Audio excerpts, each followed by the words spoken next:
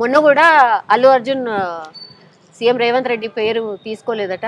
దాని వెనకాల కూడా ఈ కుట్ర ఇదంతటికి కారణము ఎక్కడనో నొచ్చుకున్నారు సీఎం రేవంత్ రెడ్డి గారు, అందుకే ఇదంతా చేసిరు అనేది కూడా ఒక ప్రచారం. ఇప్పుడు సినీ ఇండస్ట్రీని కంట్రోల్లో పెట్టుకోవాలంటే గతంలో డ్రగ్స్ కేసు అని చెప్పేసి అందరినీ ఒక దగ్గరికి తీసుకొని వచ్చి కేసులు అనేదేమో చూపించి బ్రేకింగ్ న్యూస్లు వేయించి తర్వాత కేసులు ఎక్కడ పోయినా మనకు తెలియదు. బీఆర్ఎస్ పార్టీ దాన్ని ఇన్ఫ్లుయెన్స్ అంటారు. దాని మీద ఒక పట్టు బిగించాలని అంటే ఎవరెవరు అటగాగిరో మనకు తెలుసు, ఎవరెవరు కలిసి క్రికెట్లు చూసిరో మనకు తెలుసు, ఎవరెవరు కలిసి పార్టీలు చేసుకురో మనకు తెలుసు, ఎవరెవరు మాదక ద్రవ్యాల వ్యవహారాలలో ఉర్రో కూడా మనకు తెలుసు. ఎవరికి ఎవరి దగ్గర ఉండే వాళ్ళ సోదరులు ఏ మాదక ద్రవ్యాలలో పట్టుబడ్డారో కూడా మనందరికి తెలుసు. నేను పేర్లతో చెప్పాల్సినటువంటి అవసరం లేదు. కళ్ళ ముందు అంత జరుగుతున్నా ఒక్కడి మీద చర్యలు తీసుకోలే. మనందరికీ తెలుసు. మీరు మాట్లాడుకోరు, నేను మాట్లాడుకున్నా, పలానా హీరో ఈ వ్యవహారంలో ఉన్నాడు, పలానా హీరో ఇగో మొత్తం నానా రభస చేసిండు, పలానా హీరోయిన్ ఈ వ్యాపారంలో ఉంది, పలానా హీరోయిన్ యొక్క తమ్ముడు ఈ వ్యాపారంలో రెడ్ హ్యాండెడ్గా దొరికిండు. మరి ఏంది ఓన్ మీద ఎక్కడ చర్యలు కనిపించలే? మా ప్రభుత్వం వచ్చిన తర్వాత ఎవడైనా ఒకటి ఒళ్ళు దగ్గర పెట్టుకొని అందరు ఉంటురా లేదా? అరే ఇది కేవలం సినీ ప్రముఖుల కాదు నేను అంటుంది, సామాన్యులకి అందరికి కూడా రెస్పాన్సిబుల్ సిటిజన్షిప్ అనేటటువంటిది ఎప్పుడు ఉంటుంది? తెలంగాణలో చట్టం తన పని తాను చేసుకుంటూ పోతుంది. దీంట్లో ప్రొఫైల్స్తో సంబంధం లేదు.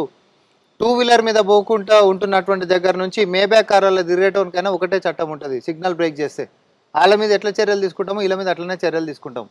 కానీ పేదరికంలో ఉంటున్నటువంటి వాళ్ళ మీద మేము పై చేయి సాధించాలి, చట్టం అనేది మాకు చుట్టాలు, పేదవాడిని మాత్రం అంచేస్తాము, శిక్షలు కానీ కేసులు కానీ కేవలం పేదవారికే పరిమితం అనేటటువంటిది మేము చెరిపేసినాము. పేదవాడికి అన్యాయం జరిగింది అనుకోండి, పెద్దోడు తప్పించుకొని పోనీక లేనే లేదు. ఇది మా ప్రజాపాలన. ఇది ముఖ్యమంత్రి గారు చాలా స్పష్టంగా చెప్పారు. మనం అంటాం ఒక పెద్దోడితోటి యుద్ధమే అయ్యింది, ఒక పెద్దోడితోటి కొట్లాట అయింది, కార్ యాక్సిడెంటే అయ్యింది, లేకపోతే కొలువుకు సంబంధించిన పంచాయతీ అయింది, లేకపోతే పేదోడిని మోసం చేసిండండి. వాడు మోసం చేసి పోలీస్ స్టేషన్కి పోతే వాడు పెద్దోడు అని చెప్పి సేఫ్ గార్డ్ చేస్తున్నటువంటి సిస్టమ్ ఉంటుండే. కానీ మేము వచ్చిన తర్వాత అట్లా లేదు. ఎందుకంటే ఇప్పుడు మనం జనరల్గా అనుకుంటాం కదా, ఏం లేని వాళ్ళకి ఆ దేవుడే దిక్కు అని చెప్పి మనం అనుకుంటాం. ఈ రాష్ట్రంలో పేదవారికి అన్యాయం జరిగింది అని అంటే దేవుడు వస్తాడా రాడా మాకు తెలియదు. ప్రజల ముఖ్యమంత్రి రేవంత్ రెడ్డి మాత్రం అండగా ఉండనేటటువంటి భరోసా మాత్రం మా పరిపాలన అందిస్తున్నాము. ప్రజలకు ఆ భరోసాను మేము ఇస్తున్నాము. పోలీస్ స్టేషన్కి పోయి ఒక ఫిర్యాదు మీరు చేసిండ్రు అని అంటే అవతలోడు ఎంత పెద్దోడన్నా కానీ చట్టపరంగా అవతలోడిది తప్పు ఉందనుకో చర్యలకి పూనుకుంటుంది, చట్టం తన పని తాను చేసుకుంటుంది. ఇది పోలీస్ అడ్రస్లోనే చెప్పిండ్రు ముఖ్యమంత్రి గారు. ఇక్కడ పేదవారి మీద సానుకూలంగా సానుభూతితో మీరు ఉండండి, అంతే తప్ప పెద్దవారికి దోచిపెట్టేటటువంటిదో ఇంకోటో కాదు. ప్రోటోకాల్స్ మనకు అడ్డం రావు. వాళ్ళు ఎంత పెద్దవారైనా సరే మీ డ్యూటీలు మీరు చేయండి. As a CM and home minister నేను మీకు డైరెక్షన్స్ ఇస్తున్నా అని చెప్పి అఫీషియల్గా ప్రజల ముంగట చెప్పినటువంటిది. గతంలో ఎందుకు ఇట్లా చెప్పలేదు? గత ముఖ్యమంత్రి ఏమన్నాడు? తప్పు చేస్తే నీ కొడుకైనా నా కొడుకైనా శ్రీకృష్ణుడు జన్మస్థానానికి పంపిస్తా అన్నాడు. పాల్పబుల్గా అంటే ఓపెన్గా కరప్షన్ జరుగుతున్నా, ఓపెన్గా అన్యాయాలు జరుగుతున్నా, నీ ఎమ్మెల్యేల పిల్లలు గుద్దిపోయి మనుషుల్ని చంపుతున్నా, లేకపోతే బడాబాబుల యొక్క పిల్లలు విదేశీ యువతులని ఏమంటారు మానభంగం చేసినటువంటి కేసులలో కూడా తప్పించినటువంటి చీకటి చరిత్ర మీది. సో అవన్నీ తిరగదోడతారా మరి? అవన్నీ కూడా మొత్తం అన్ని ఇప్పుడు ఒకటి కేసులు అయిపోయి ఒకసారి అది అయిన తర్వాత చట్టం తన పని తాను చేసుకుంటూ పోతుంది. ఇంకోటి కూడా చట్టంలోకి పోయిన తర్వాత నువ్వు వేసుకునేది మళ్ళీ ఇది ఎట్లుంటుందంటే డిబేటబుల్ ఉంటుంది. వేసినటువంటి ఛార్జ్ షీట్లో అసలు ఏం జరగలేదని వేసిండా, ఉన్న వాస్తవాలతోటి కోర్టు ముందుకు పోతే న్యాయం జరిగేటటువంటి అవకాశం ఎక్కువ ఉంటుంది. సౌమ్య గారు ఎప్పుడైనా అది నేను అడ్వకేట్ చెప్తున్నా. నీరు గార్చేటట్టుగా పోలీసు వాళ్ళు వ్యవహరించేసారు అనుకోండి స్టార్టింగే, కథం కేసు ఈజ్ గాన్.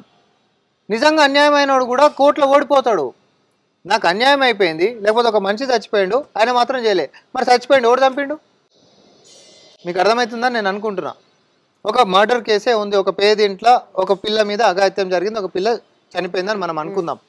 కేసులకు పోతే పలానోడు చేసిండు సార్ అనేటటువంటిది మనం అందరం కూడా మాట్లాడుకుంటున్నాం. కోర్టులో కేసు అయిపోయిన తర్వాత వాడు కాదు దీంట్లో చేసినోడు అని చెప్పి కోర్టు మనం కన్విక్ట్ చేయలేదని అనుకుందాం, నిర్దోషిగా తెలిసిందందాం. ఎట్లా చచ్చిపోయింది పిల్ల? ఈ చట్టంలో ఉంటున్నటువంటి లాకినాని పోలీసు వాళ్ళు కోర్టు ముందు చెప్పేటటువంటి దాంట్లోనే ఖచ్చితంగా అన్ని ఆధారాలని పెడితే శిక్ష పడేటటువంటి అవకాశం ఎక్కువ ఉంటుంది. మా పాలనలో మేము అది చేస్తున్నాం. నిజమైన న్యాయం ఎప్పుడు చేస్తాము? అంతే కదా. పోలీస్ వ్యవస్థ నిజంగా మీ కంట్రోల్లో ఉందా సార్? లగచర్ల ఇష్యూ దాంట్లో ఇక బేడీలేసి తీసుకపోవడమే అండి రైతుకి. నిజంగా కొన్ని వ్యవస్థల మీద మీ కంట్రోల్ లేనట్టు అనిపిస్తుంది. అంటే ఒకటి కొన్నిసార్లు కొంతమంది అత్యుత్సాహంతో చేసినటువంటి పనులు కానీ ప్రభుత్వం దృష్టికి పాలకుల దృష్టికి మా ముఖ్యమంత్రి గారి దృష్టికి రాగానే మేము చేసింది ఏంటండి, అక్కడ ఉన్న జైలర్ని సస్పెండ్ చేసినామా లేదా? సస్పెన్షన్ ఇస్ నాట్ సొల్యూషన్ కదా. దానికంటే ముందు అరే లగచర్ల మిస్టేక్స్ మీద మిస్టేక్స్ అట్లా అట్లా చేసుకుంటూ పోయిన తర్వాత సస్పెన్షన్ చేసిన తర్వాత ఏముంటది సార్? సౌమ్య గారు నేను ఒకటి చెప్తా, నో లగచర్ల విషయం నేను ఓపెన్ గా ఒకటే చెప్తా, ఎవడు రెచ్చగొట్టిండా మనకు సంబంధం లేదు, రెచ్చగొట్టినోడు కూడా లోపట్నే ఉన్నాడు. అవును, ఓకే, ఇప్పుడు ఎవడు రెచ్చగొట్టని చట్టం ఏం చూస్తుంది అని అంటే నువ్వు అధికారుల మీద దాడి చేసినావా లేదా చూస్తుంది. కాబట్టి కాంగ్రెస్ పార్టీ నుంచి మేమేమంటున్నామంటే ఈ బీఆర్ఎస్ దుర్మార్గులు అడ్డగోలుగా చెప్పినటువంటి అబద్ధాలను నమ్మి మీరు గిట్ట రెచ్చిపోయి అధికారుల మీద కానీ ప్రభుత్వానికి వ్యతిరేకంగా కానీ ప్రభుత్వ ఆస్తులను కానీ ధ్వంసం చేస్తే కేసులు మీ మీద అవుతాయి. చట్టం ఎవడు ఇస్రేషిండు రాయనే చూస్తుంది తప్ప ఎవడు చెప్పిండు వెనకాల ఉంది కూడా చూస్తుంది, ఎవడు కుట్రలు పండిండో. కానీ ఇస్రేషినోడిని కూడా కేసులు పెడుతుంది. ఇది చట్టం చేసేటటువంటి పని. బీఆర్ఎస్ చీకటి చరిత్ర మొత్తం అదే కదా. పెట్రోల్ డబ్బాలు చేతిలో పట్టుకురు, గతంలో తగలబెట్టుకొని పోయినటువంటి వాళ్ళు సామాన్యులు ఉండే. ఉద్యమ సమయంలో ఉన్నటువంటి కేసులు ఈ రోజు దాకా పోలే. నువ్వు 10 సంవత్సరాలు అధికారంలో ఉండే, ఎందుకు పోలే? అంతేందుకు అగ్నిపత్ అని చెప్పి సికింద్రాబాద్ స్టేషన్లో అప్పుడు నిరసనలు చేస్తే కేంద్రం ఏ కేసులు పెట్టిందో కాల్చి తెలంగాణ బిడ్డల్ని చంపినప్పుడు కేంద్రం ఏ కేసులు పెట్టిందో రాష్ట్ర ప్రభుత్వం నువ్వుండి నువ్వు అవే కేసులు పెట్టినావు. కాంగ్రెస్ పార్టీలో ఉన్నటువంటి మేము కొట్లాడినామండి ఆ కేసులు, ఆ పిల్లలకు బెయిల్ వచ్చేటటువంటి దాంట్లో. వాడు అన్యాయం చేసే నువ్వు అన్యాయం చేసే పిల్లలు ఏడికి చావాలి? అగ్నిపత్ స్కీమ్ ఏదైతే ఉండనో అన్యాయంగా వాళ్ళ పిల్లలకు అన్యాయం జరిగింది అనేటటువంటిది అవును కొంచెం చేయి దాటిపోయిందని అనుకుందాం. What is that? మేము అనేది కూడా ఒకటే, ఎవడు రెచ్చగొట్టినా సరే దయచేసి రెచ్చిపోయి తప్పుదారులు గిట్ట పోతే సమిధలు అయ్యేది మనమే. చాలా స్పష్టంగా చెప్తాను. వేడి లేసుడు కరెక్టా ఓ రైతుకి? వేడి లేసుడు తప్పు కాబట్టే ముఖ్యమంత్రి గారి దృష్టికి రాగానే దాని మీద విచారణ చేయించి మరి జైలర్ని సస్పెండ్ చేసిండు. గతంలో మిర్చి రైతులు, ఖమ్మం మిర్చి రైతులకి బేడీ లేసి తీసుకొని వచ్చినప్పుడు 18 మంది పైచిలకు రైతులను అరెస్ట్ చేసి బేడీ లేసినప్పుడు మీరు ఎట్లా కంపారిజన్ చేస్తారు? లేదండి ఒకటి చెప్తా. కాదు సార్, వేసింది ఎవరు? ఆయనకి హార్ట్ కి సంబంధించిన ప్రాబ్లం ఉంది, ఆయన ట్రీట్మెంట్ కోసం హాస్పిటల్ కి తీసుకొచ్చిన అది తప్పని అంటున్నా, మీరు నా మాట వింటలేరు. అది తప్పని అంటున్నా. తప్పు కాబట్టి అధికారి మీద చర్యలు తీసుకున్నామంటున్నాం. మేము గతంలో ఇట్లాంటివే చేసినప్పుడు మేము ఫిర్యాదులు చేస్తే ఏ అధికారి మీద చర్యలు తీసుకున్నావు చెప్పు? మీరు తీసుకోలే, మీకు తోలు మందం ఉండే, మాది అట్లనే ఉంటుంది అన్నట్టు ఉంటుండే. భువనగిరికి సంబంధించినటువంటి రైతులను కూడా బేడీలేసి తీసుకొని పోయినరు 2023లో. 2017 మాట్లాడుతున్నా ఖమ్మం మిర్చి రైతులు తీసుకోండి పోని. వీళ్ళని బేడీలు వేసుకొని తీసుకొని పోయిర్రు అని అంటే కూడా ఎవరు చర్యలు తీసుకున్నారు అధికారుల మీద? మీరు తీసుకోలే, మీ పాలన అట్లుండే. మా దృష్టికి రాగానే ఎస్ ఒక హాస్పిటల్కి పోయేటప్పుడు బేడీలు ఎట్లేస్తావు అని చెప్పేసి అధికారి మీద ఈరోజు మేము సస్పెండ్ చేసినాం. అది మా చిత్తశుద్ధి. తప్పుతోటే జైలుకు పోయినప్పటికీ అధికారుల మీద దాడి చేసిండు అనేటటువంటి ఆరోపణలతో లోపలికి పోయినప్పటికీ ఆరోగ్యం విషయం వచ్చినప్పుడు మీరు అట్లా బేడీలేసి తీసుకొని పోయేటటువంటి దాన్ని మా ప్రభుత్వం తప్పు పట్టింది. మా అధికారులైన ఇంకోటి కూడా చెప్తున్నా సౌమ్య గారు, కింద పోలీస్ విభాగం ఎట్లుంటుంది అంటే పాలకులు ముంగట ఎడ్లెట్ల పోతే నాగలెట్లు వస్తుంది అని అంటాం కదా. సేమ్ అట్లనే పాలకుడి యొక్క ఆలోచన మీదకించే కింద వ్యవస్థ నడుస్తూ ఉంటుంది. గత 10 సంవత్సరాల నుంచి అన్యాయం దిక్కు మాట్లాడుకుంటూ ఉంటున్నటువంటి పాలకుల కింద ఆదేశాలు తీసుకున్నటువంటి పోలీసు వాళ్ళు ఇంకా కూడా కొంతమంది దగ్గర వ్యవస్థ ఇంకా మారనటువంటిది ఉంది. కాబట్టి ఇట్లాంటి చర్యలతోటి అందరు కూడా గాడిన పడతారు. దయచేసి ఇది అర్థం చేసుకోండి. మీరు మా చిత్తశుద్ధిని మీరు శంకించాల్సినటువంటి అవసరం లేనేలేదు. ఎవరైనా ప్రజలకి సమస్య వచ్చింది లగచర్లకు సంబంధించి మాకు ఇది వద్దు, మాకు ఇక్కడ ఫార్మా క్లస్టర్ వద్దని మీరు అన్నారు. ఈ ప్రభుత్వం వినడానికి సిద్ధంగా ఉంది. మనకు అభివృద్ధి కావాలి, కొడంగల్ అభివృద్ధి చేసుకుందాం అనుకుంటున్నాం. మరి ఏం కావాలి సార్? మాకు ఇండస్ట్రియల్ పార్క్ కావాలి. చలో ఇండస్ట్రియల్ పార్క్ దాడి చేయాల్సిన అవసరం ఏముంది? అక్కడ జరిగింది గ్రామ సభ. గ్రామ సభ అంటేనే నువ్వు ఆడికి వచ్చి ఎవరు ఇద్దామనుకుంటారు, ఎవరు వద్దనుకుంటే నాకు ఏం కావాలని అనుకుంటారని చర్చ చేసుకునేటటువంటి సభ. చర్చనే మొదలు కాకుండా ముందు ఎవడో చెప్పిండని చెప్పి పాపం వాళ్ళ మాటలు నమ్మి ఈరోజు సమిధలు అయినటువంటి అమాయకులు ఎవరైతే ఉంటారో ఎట్లా అది దానివల్ల వీళ్ళు అన్యాయం అయిపోయి చట్టం అట్లానేది మధ్యలో విడ్రా అయ్యేటట్టు ఉంటుందా? ఉండదు. గవర్నమెంట్కి చెడ్డ పేరు వచ్చింది కాబట్టి, కొడంగల్ సీఎం గారి ఇలాకా కాబట్టి బ్యాక్ వెళ్ళింది బీఆర్ఎస్ పోరాటం వల్లే అంటే ఒప్పుకుంటారా? తప్పు అంటా నేను. ప్రభుత్వానికి ప్రజల నుంచి వినేటటువంటిది ఉంది కాబట్టి, మేము పారదర్శకంగా ఉంటున్నాం కాబట్టి, ఇది ఇంక్లూజివ్ డెవలప్మెంట్ తోటి ముందుకు పోయేటటువంటి నాయకత్వం కాబట్టి, నా సొంత నియోజకవర్గమే కాదు రాష్ట్రంలో ఎక్కడైనా కూడా ప్రజల యొక్క ఆవేదన ఏంటిది అనేటటువంటి వినే చిత్తశుద్ధి మాది. మీకు ఇది వద్దంటారు దేనికోసం? ఇప్పుడు మూసీకాడ కూడా, మూసీది కూడా మనం ఆడదాం, మూసీకాడ కూడా మా ఇల్లు కూలగొట్టొద్దు అని అంటారు కదా. మరి ఇక్కడ మూసిని మనం ప్రక్షాళన చేయాలి. వాస్తవానికి అది పట్టాతోటి కొనుక్కున్నటువంటివి కావవి. అవి ఎవరో ఒకరు ఫేక్ డాక్యుమెంట్లతోటో ఫేక్ లేఅవుట్లతోటో అమ్మినటువంటివేమో బఫర్ జోన్లలో ఉంటున్నటువంటివి తీసుకుంటే, రివర్ బెడ్లలో ఉంటున్నటువంటివి అయితే అసలే ఏ కాగితాలు ఉండవు. అయితే మరి మాకు తీసుకోవద్దని చెప్పి మీరు మాట్లాడుతున్నారు కదా, మరి ఏంటిది మీకు అని అంటే, సార్ మాకు గూడు లేదు సార్, మా పిల్లలు కానీ మేము కానీ ఎట్లా బతకాలి, ఏం లేకనే వచ్చి మేము ఇక్కడ మురికిలో బతుకుతున్నాం అనేటటువంటిది వాళ్ళ ఆవేదన ఉండే. అట్లాంటి సమయంలో వాళ్ళకి పక్కా డబుల్ బెడ్రూమ్ ఇండ్లు 2 లక్షల రూపాయలు ఆర్థికంగా హెల్ప్ చేసినాం. ఎవరైతే మమ్మల్ని ఫస్ట్ అమ్మనా బూతులు తిట్టిరో అది కూడా చెప్తున్నాం. ఎవరైతే ఫస్ట్ మమ్మల్ని నానా మాటలు అన్నారు, కన్నీళ్లు పెట్టుకున్నారు, శాపనార్థాలు పెట్టిరు, మీకు మామూలుగా కూడా కాదు. ఇంకా నేను పెద్ద మాట నేను అమ్మనా బూతులే అని అన్నా.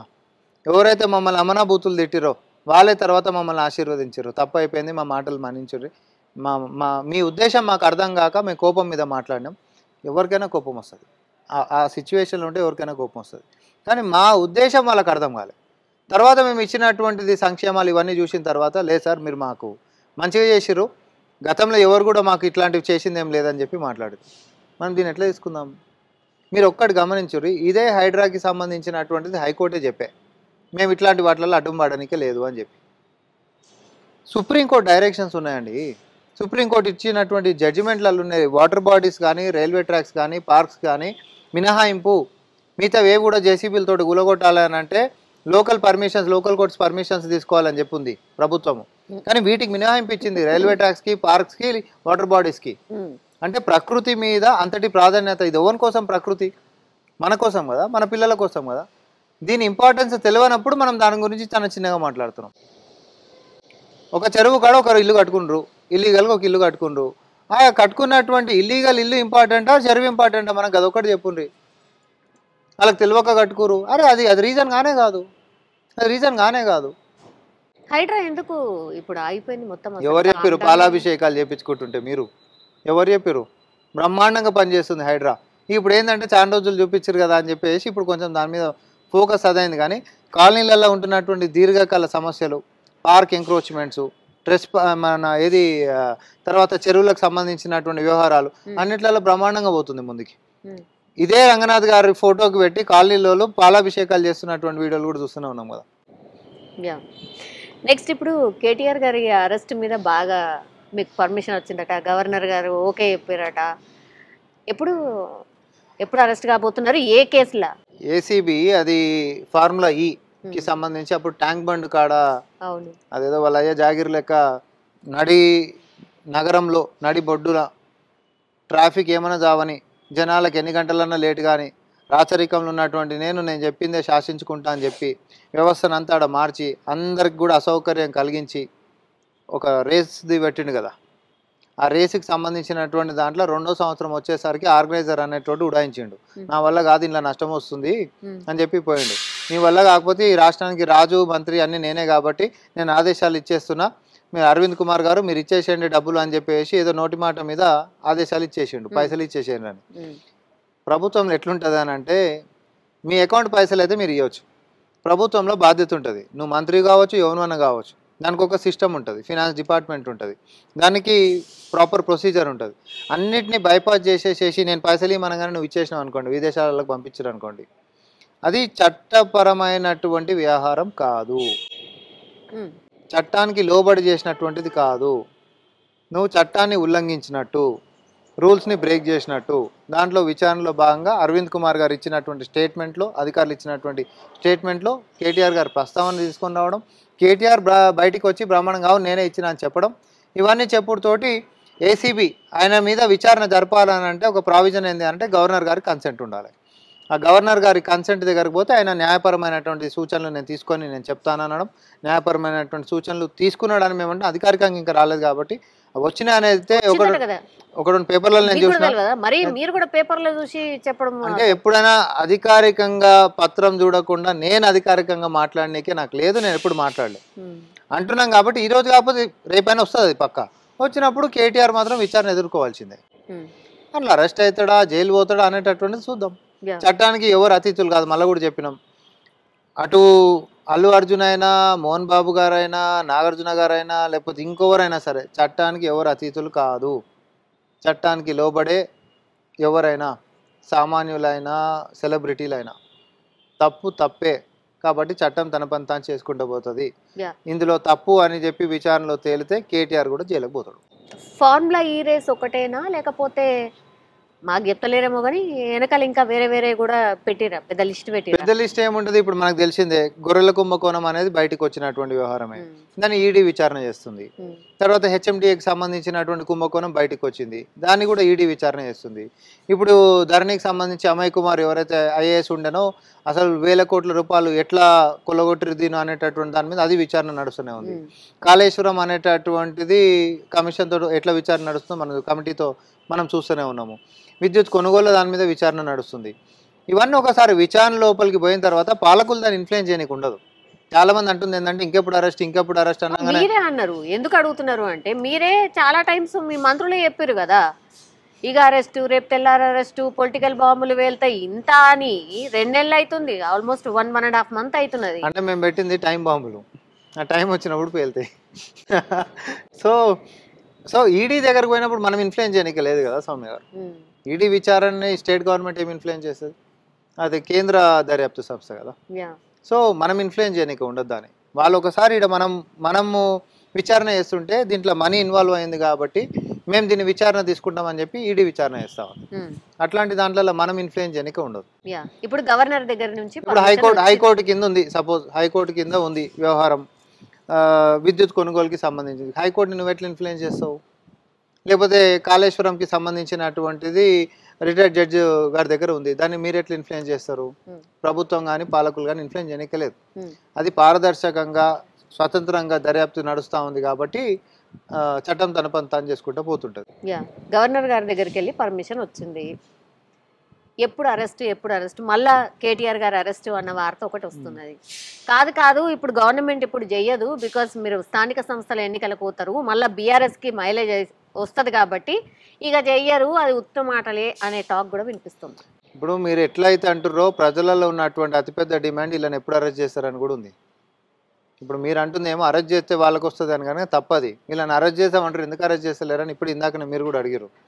అరెస్ట్ చేస్తామన్నారు, ఎందుకు అరెస్ట్ చేస్తలేరు అనేటటువంటి డిమాండ్ ఎక్కువ ఉంది. మీ మేనిఫెస్టోలో ప్రతి సభలలో మీరు అన్నారు కదా అవినీతి చేసిన వాళ్ళని లోపటేస్తామని, మరి ఇంకెందుకు లోపటేస్తలేరు, వీళ్ళని ఎందుకు ఉపేక్షిస్తారు అని అడుగుతారు మమ్మల్ని.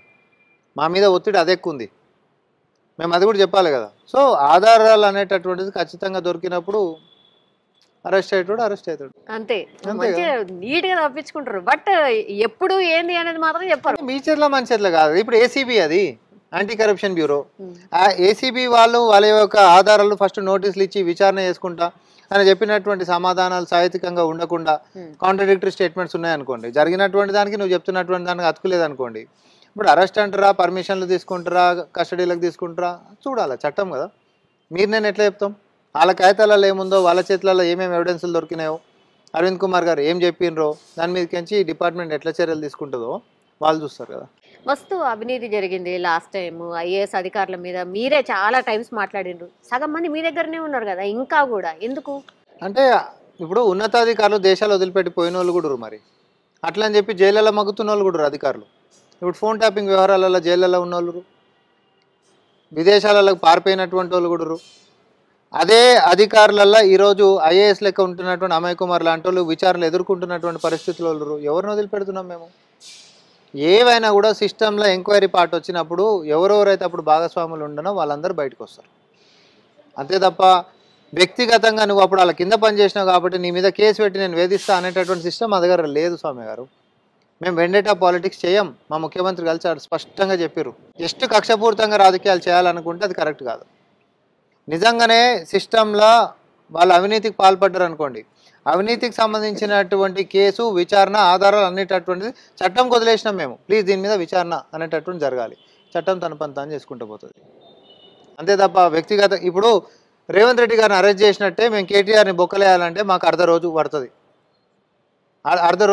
అంతే, అంతకుమించి ఎక్కువ పట్టదు. ఎందుకంటే నువ్వు కూడా పలానా దాంట్లో దేంట్లోనే ఉన్నావు, లేకపోతే లగచర్ల దాంట్లో వెనకాలనే ఉన్నావు అని కూడా ఉత్తా కూడా మేము తీసుకొని పోవచ్చు. రేవంత్ రెడ్డి గారిని ఎవరో ఎగరేసినటువంటి డ్రోన్ కేసులో కూడా ఆ రోజు ఇన్ఫ్లుయెన్స్ చేసి లోపటేసిండు కదా ఎంపీ అని కూడా చూడకుండా. అట్లా మేము కూడా చేయొచ్చు. కానీ అట్లాంటిది మా ముఖ్యమంత్రి గారు అసలు ఎట్టి పరిస్థితులలో స్వాగతించరు. కక్షపూరితమైనటువంటి రాజకీయాలు మనకు వద్దే వద్దు. ఏమో మరి ఇందులో మొత్తం లాలూచి పడ్డది కాంగ్రెస్ పార్టీ, 70-30 లేదంటే 80-20 ఇట్లా అని చెప్పి అసలు హైడ్రా లేదు, మూసీ లేదు, లేకపోతే ఇంకోటి లేదు, అరెస్ట్ లేదు అన్ని అట్లనే ఇది కూడా వినిపిస్తోంది. మరి ఇప్పుడు ఎన్ కన్వెన్షన్ని కూలగొట్టకపోతే సర్దుకునేటటువంటి అవకాశం ఎక్కువ ఉంటుంది. ఏది బీఆర్ఎస్ చేసినట్టు ఇట్లా పోయిర్రు కూలగొడతామని చెప్పి, కానీ వెనక్కి వచ్చిర్రు. ఆడ మీరు అంటున్నటువంటి ఆమ్యామ్యాలు మాట్లాడుకోనికి ఆస్కారం ఉంటుంది. కానీ పోయి కూలగొట్టేసేసిర్రు, వాళ్ళతోటి ఈరోజు మాటలు అనిపించుకుర్రు అని అంటే ఇక్కడ ఆమ్యామ్యాలకు ఆస్కారాలు లేవు. నేను మళ్ళీ కూడా చెప్తా ఉన్నా. మాదక ద్రవ్యాల విషయం కూడా అంతే. ప్రోత్సహిస్తే ఆమ్యామ్యాలకు అవకాశాలు ఎక్కువ ఉంటాయి. కానీ మాదక ద్రవ్యాల మీద ఉక్కుపాదం మోపితే ఇంకా మేము శత్రువులం అవుతున్నాం. కానీ ఎవరి కోసం చేస్తున్నాం? సినీ ఇండస్ట్రీకి మేము శత్రువులమైనాం. దేనికోసం చేసినాం? తెలంగాణ చెరువులు కాపాడుకోవాలి. తెలంగాణలో మిషన్ కాకతీయ చెరువుల పునరుద్ధరణ అని వచ్చినోడు 1000 కోట్ల రూపాయలు ప్రభుత్వ సొమ్మును దిగమింగేసిరు. పైపెచ్చు అన్యాక్రాంతం అయిపోయిన చెరువులు బ్యాక్ వస్తాయా? ఇదే అడుగుతున్నారు మరి. అవన్నీ ఇప్పుడు మీరే అంటారు, మీరు బ్యాక్ రావాలి, బ్యాక్ వస్తాయి అంటారు. కూలగొడుతున్నామో అక్కడ చూడరు, కూలగొట్టరు అందరూ అంటారు. సింపుల్. ఆడ అన్ని పర్మిషన్లతోటి కట్టి ఉంటున్నటువంటివి ఇమీడియట్గా పోయి మన కూలగొట్టనికే ఉండవు. రేకుల లెక్క వ్యాపారాల లెక్క ఉంటున్నటువంటి మన కూలగొట్టేటివి ఏమేమైతే ఉంటాయో అన్ని కూలగొడుతూనే ఉన్నాము. కానీ బిల్డింగ్స్ లెక్క ఉంటున్న ఒక ఏడబుల్ ఇరిగేషన్ మైనర్ ఇరిగేషన్ ఉన్న దగ్గర 650 కోట్ల రూపాయలు దొరికినాయంటే ఏ లెవెల్ ఆఫ్ కరప్షన్ చేసారు వాళ్ళు 10 ఏళ్ళలా? అట్లా అందరి మీద ఉంటదా? అందరి మీద మీరు ఫోకస్. నేను ఒక చిన్న ఉదాహరణ చెప్తున్నా మీకు. ఆ కింద ఉంటున్నటువంటి స్థాయి అధికారి దగ్గర 650 కోట్ల రూపాయల ఆస్తులు విలువ దొరికిందంటే బీఆర్ఎస్ హయాంలో ఏ లెవెల్ ఆఫ్ కరప్షన్, ఎన్ని చెరువులు వాడు అన్యాక్రాంతం చేపిస్తే కళ్ళు మూసుకుంటే వాడికి అన్ని కోట్లు వచ్చి పడ్డాయి. ఆ చిన్న స్థాయిలోనే అనకొండలు అంత పెద్దగా ఉంటే ఈ పెద్ద స్థాయిలో ఉన్న కల్వకుంట్ల కొండలు ఎన్ని పెద్ద కొండలు ఉండాలి? అన్ని అయితేనే ఉన్నాయి, అన్ని అయితేనే. ఇప్పుడు ధరణి అవుతుంది, ధరణిలో కొనాకు వచ్చి ఏడికెళ్తుంది అనేది మనకు తెలియదు కదా. ఇప్పుడే ఎవరు ఇన్ఫ్లుయెన్స్ చేసారు? ధరణికి సంబంధించినటువంటి డేటా అనేది ప్రైవేట్ వాడి దగ్గర ఉంటుండే, కానీ మనం వచ్చిన తర్వాత కేంద్ర రంగ సంస్థకి ఇచ్చినాము డేటా అనేది. మన పబ్లిక్ డేటా, మన ఆస్తుల విలువలకు సంబంధించి ప్రైవేట్ వాడి దగ్గర ఎందుకు ఉండాలి? అర్ధరాత్రి పూట లాగిన్ అయిపోయి నీకు నాకు నచ్చినట్టుగా నేను అది చేసేసుకుంటా అంటే కుదరదు. సో ఈరోజు పారదర్శకత తీసుకొని రావాలంటే 10 సంవత్సరాల నుంచి ఉంటున్నటువంటి కూలిపోయిన వ్యవస్థల్ని పునర్నిర్మించాలంటే కాస్త సమయం పడుతుంది. 3 నెలలు కూడా నిలబడేది ప్రభుత్వం అని మాట్లాడారు. 3 నెలలు నిలబడకుంటూనే ఉందా? ఈరోజు వచ్చి అంటారు వచ్చే ప్రభుత్వం మాదే అంటారు. అంటే 5 ఏళ్ళకి ఆమోద ముద్ర గుద్దినావు కదా. మళ్ళీ ఎన్నికల దగ్గరకు వచ్చిన తర్వాత నెక్స్ట్ టైం అయితే మేము ట్రై చేసుకుంటాం అనే పరిస్థితికి మేము తెస్తాం. అరే మాకు ధైర్యం ఉంది, మేము ప్రజల గురించి ఆలోచించి పనిచేస్తున్నప్పుడు మాకు దమ్ము ధైర్యం ఉంది. నేను ఒకటే చెప్తున్నా, మేము వాళ్ళ గురించి ఆలోచించి చేస్తున్నాం. మాకు వాళ్ళ ఆశీర్వాదం కావాలి, వాళ్ళ మంచి గురించి ఆలోచిస్తున్నాం. స్వయం శక్తి మా గ్యారంటీలు ఏవి అని మాట్లాడుతున్న వాళ్ళకి నేను అంటా ఉన్నా, చాలాసార్లు చెప్పిన. ఒక ఆర్టీసీ బస్సుకి మహిళని అడుగు, మా గ్యారంటీ ఏందో చెప్తుంది. ఒక్కటే ఎన్నిసార్లు చూపెడతారండి? ఒక కిచెన్ కి పోయి ఒక పెద్ద ఆవిడని అడుగు, సిలిండర్ 500కి ఎట్లా మా గ్యారంటీ అమలు అవుతుందో చెప్తుంది. లేకపోతే సాయంత్రం పూట కరెంట్ లేని సమయంలో, లేకపోతే సాయంత్రం అవుతుంటే కట్కేసేటటువంటి ఇంట్లో సామాన్యాలను అడుగురి. కరెంట్ పోతుందట కదా. అది కేవలం కట్కలు బంద్ చేసుకున్న బీఆర్ఎస్ ఇంట్లో పోతుందేమో తప్ప మరి సాధారణమైనటువంటి ఇంట్లో ఎప్పుడు పోతలేదు. ఇంకొకటి స్టాట్సే మనం చెప్పినాం, ప్రెస్ మీట్లో పెట్టినా, నేను కూడా పెట్టినా. గతంలో బీఆర్ఎస్ పార్టీ కరెంటు పోతున్నటువంటి దానికంటే ఈరోజు క్వాలిటీ కరెంటు ప్రజలకు అందిస్తున్న చరిత్ర మాకుంది. ఎందుకంటున్నాము మీకు గుర్తుందా? అప్పుడు సబ్స్టేషన్ల కాడికి పోయి లాగ్ బుక్లు చెక్ చేద్దామంటే లాగ్ బుక్లు ఎత్తుకపోయినటువంటి దొంగలు వాళ్ళు. ఎందుకంటే కరెంట్ ఉండకపోతుంటే. ఈరోజు రండి ఏ దానికి వస్తారో రండి అని మేము ఓపెన్గా ఇన్విటేషన్ ఇస్తూ ఉన్నాము. స్టార్టింగ్ మొత్తుకురు బాగా, అగో కరెంటు పోయింది. ఓడైతే మరీ వీడియో పెట్టుకుంటూ కటక బంద్ చేసి పెట్టుకున్నది కవర్ అయ్యి ఎక్స్పోజ్ అయినటువంటిది కూడా నేను చూపించిన. ఇంతకు మించిన దరిద్రం ఇంకోటి ఏముంటుంది చెప్పురి? సో ప్రభుత్వం మీద బురద చల్లాలి కాబట్టి అబద్ధాలతో మేము చల్తామనంటే అది కరెక్ట్ కాదు. వాస్తవాలతో రండి, నిర్మాణాత్మకమైనటువంటి విషయాలతో రండి, లేకపోతే ఒక కన్స్ట్రక్టివ్ క్రిటిసిజం చేయండి. చట్టసభలకు రని చెప్పి కేసీఆర్ ఇంటికి పోయి స్వాగతించిన చరిత్ర ఎవరికన్నా ఉందా? మాకు దమ్ము ధైర్యం ఉంది కాబట్టి చట్టసభకు రా, ఇక్కడ మాట్లాడుకుందాం రా అని చెప్పి మేము పిలుస్తున్నాము. రాంది నువ్వు. అది కూడా ఒక ట్రాపే కాబట్టి వస్తలేరు అనేది కూడా. ఎందుకు ట్రాప్? మీది బయటపడుతుంది కాబట్టి. మేము నిజాలతోటి ప్రోగ్రెస్ రిపోర్ట్ చూపిస్తాం కాబట్టి.